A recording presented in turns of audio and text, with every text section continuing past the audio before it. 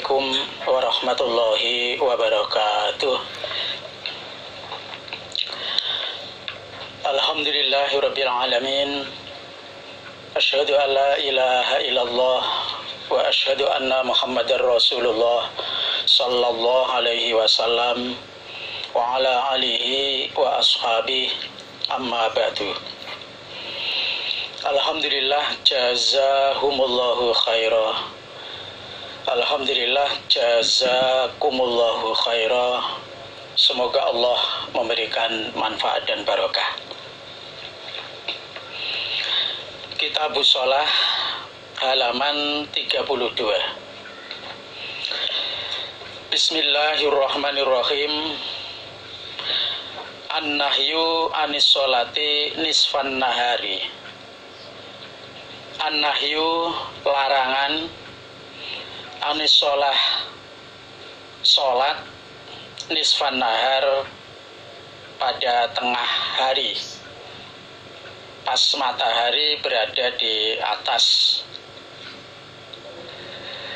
Akhbarona Humaitu benu Mas'adah. Qala berkata siapa Humaid, hadatsana Sufyan wa huwa dan dia Sufyan ibnu Habibin an Musa ibni Aliyin an abihi.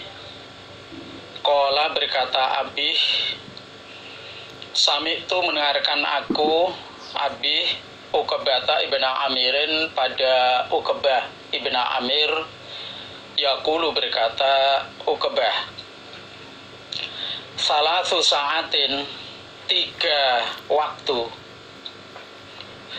karena ada siapa Rasulullah sallallahu alaihi wasallam iku yanhana melarang siapa Nabi na pada kami an-nusolliya sholat kami fihinna di dalam 3 waktu,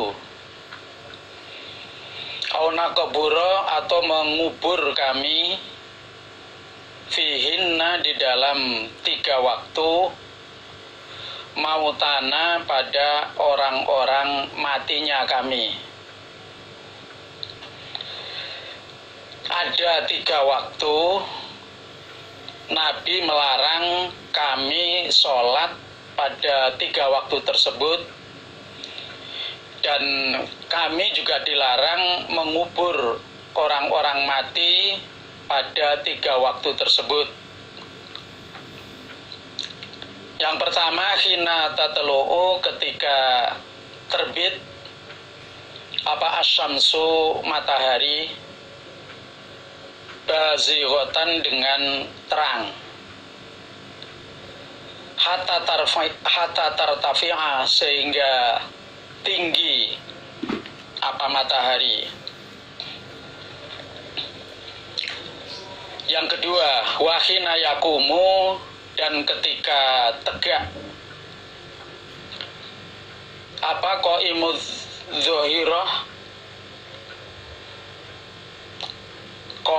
dhahirah, orang berdirinya waktu zuhur atau tegaknya waktu zuhur, hatta tamila sehingga tergelincir matahari.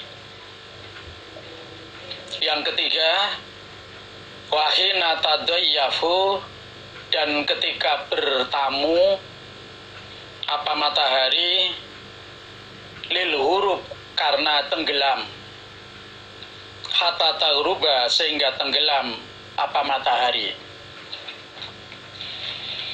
Nah, 3 waktu yang dilarang digunakan untuk sholat dan dilarang digunakan untuk mengubur orang yang mati. Yang pertama adalah terbitnya matahari dengan terang. Jadi begitu matahari mulai muncul, baru kelihatan sedikit mulai muncul, itu tidak boleh digunakan sholat apa saja sampai matahari nanti tinggi. Nah, tingginya kira-kira 1 sampai 2 tombak dari permukaan tanah, itu baru boleh untuk mengerjakan sholat dan mengubur orang yang mati. Yang kedua, wahina yakumu qaimudz dzahira, dan ketika tegaknya waktu zuhur, yaitu matahari pas ada di atas kepala. Umpama orang berdiri di situ tidak ada bayangannya kalau pas matahari di tengah-tengah. Ini larangan untuk sholat dan juga untuk mengubur orang yang mati. Tapi di hadis lain ada pengecualian. Kecuali kalau di Masjidil Haram itu tidak ada larangan. Dan juga waktu hari Jumat. Waktu hari Jumat misalnya untuk sholat sunnah sebelum duduk itu diperbolehkan. Tapi khusus di Masjidil Haram atau pada hari Jumat.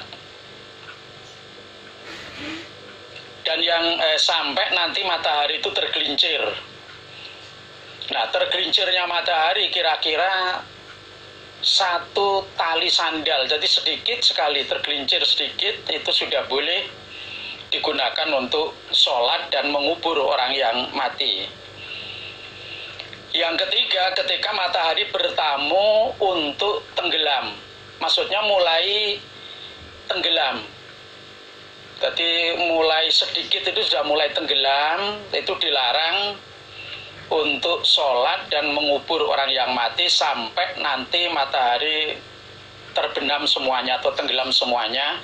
Itu baru boleh digunakan untuk sholat atau mengubur orang yang mati. Dan larangan ini mutlak,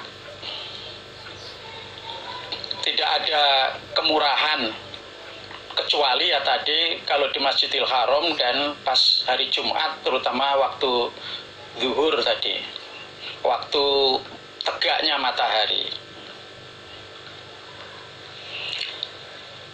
Al-jam'u bainas sholataini fil hadari.